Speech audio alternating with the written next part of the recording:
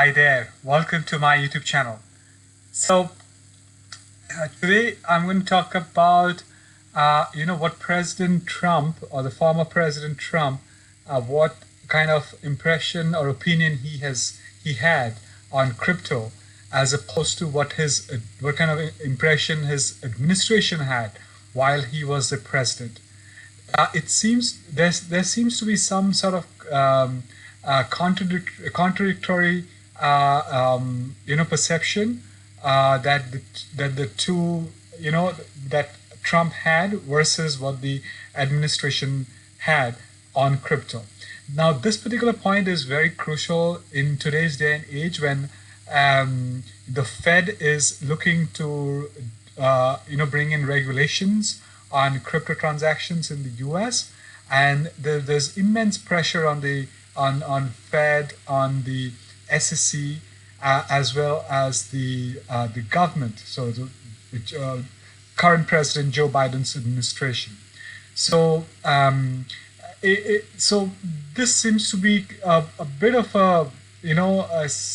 some aspects were not really in place in terms of decision-making capabilities when President Trump was the president of the United States. So we're going to talk about all of that today.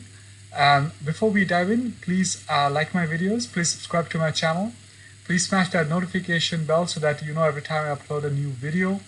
Please comment on my videos so that I know what exactly you're looking at, and I can then craft out a video based on your requirement, and also share my videos with people who you think would benefit from my research and from my videos.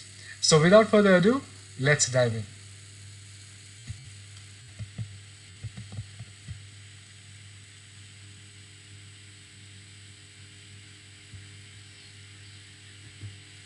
So before we do that, as you know, I talk about my ebook. My ebook is on my journey as an entrepreneur. It's titled 6-Figure Corporate Job to Master Entrepreneur. So in this particular ebook, I've spoken about the time back in 2010 when I quit my 6-figure globetrotting corporate job. So it talks about my preparation before I actually jumped into this new world of entrepreneurship.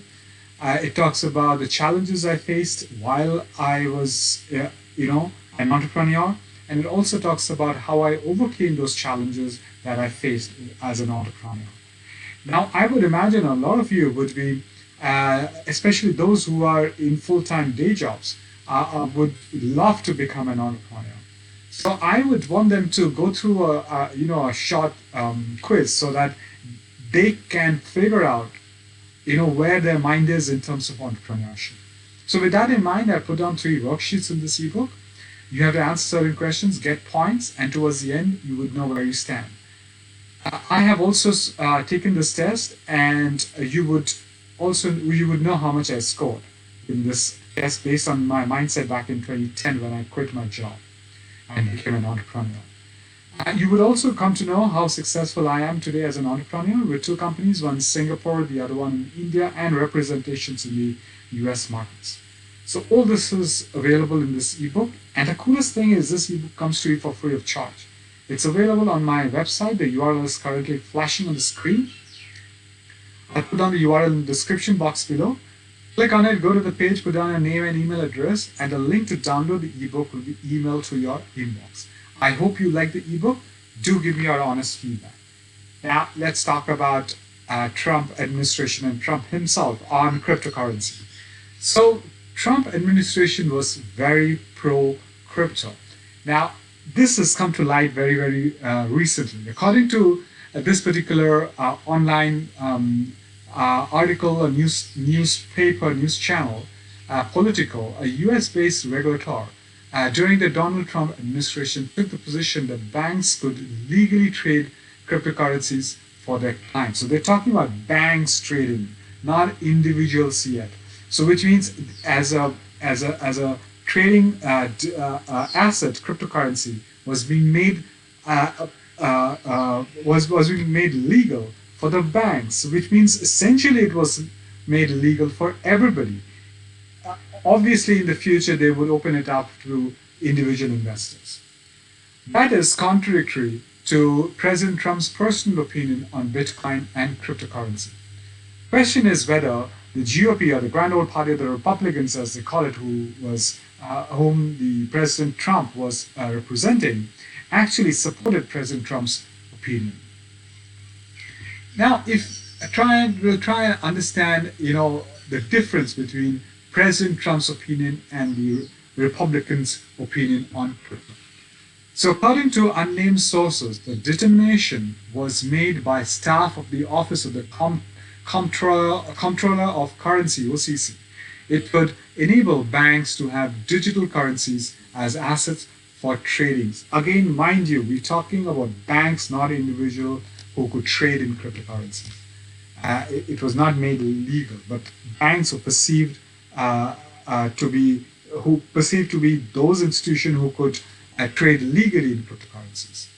The determination, which was never made public, counters the aggressively anti-crypto stance of the former president, who in a June interview last year with Fox Business said that Bitcoin seems like a scam.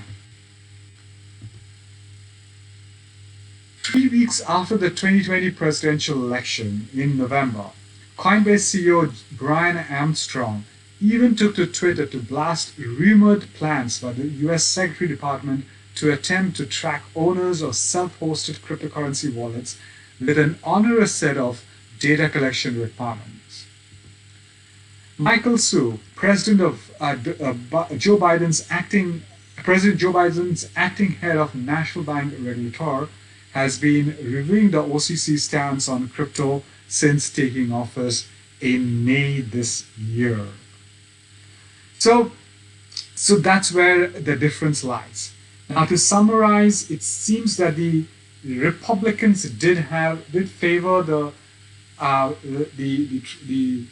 transactions on crypto, or making crypto legal, which, in my mind, is something that you eventually have to do. And if you look at it now, the Fed is going towards that direction. The Fed chief, Jerome Powell, has been talking about it.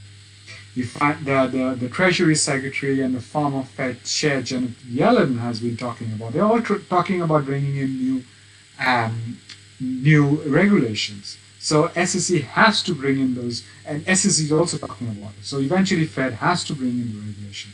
And I think that's on the right path. I did a video on what kind of problems that Jerome Powell had as the Fed chair, what kind of problems Janet Yellen had, or what kind of questions she has raised as the Treasury Secretary, and what kind of problems SEC has on crypto. So I did that video a few weeks ago. I'll put the link to that video on the card above so that you get a sense as to what kind of, what are the problem areas that they are looking at, and those are the areas that the Fed has to, counter, has to plug when they bring in the regulatory bill and pass it through the Congress.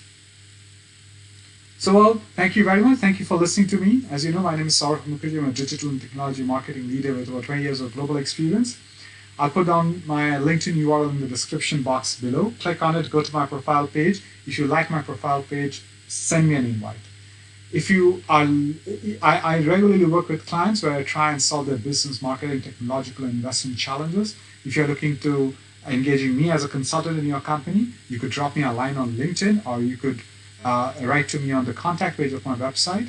I'll put down the link to the contact page of my website in the description box below. And we can communicate and see how we can work together. So as a wrap up, my final request to you, please like my videos, please subscribe to my channel, please smash that notification bell, please comment on my videos, and please share my videos. So until next time, you stay safe and stay healthy, and I shall see you soon. Bye-bye.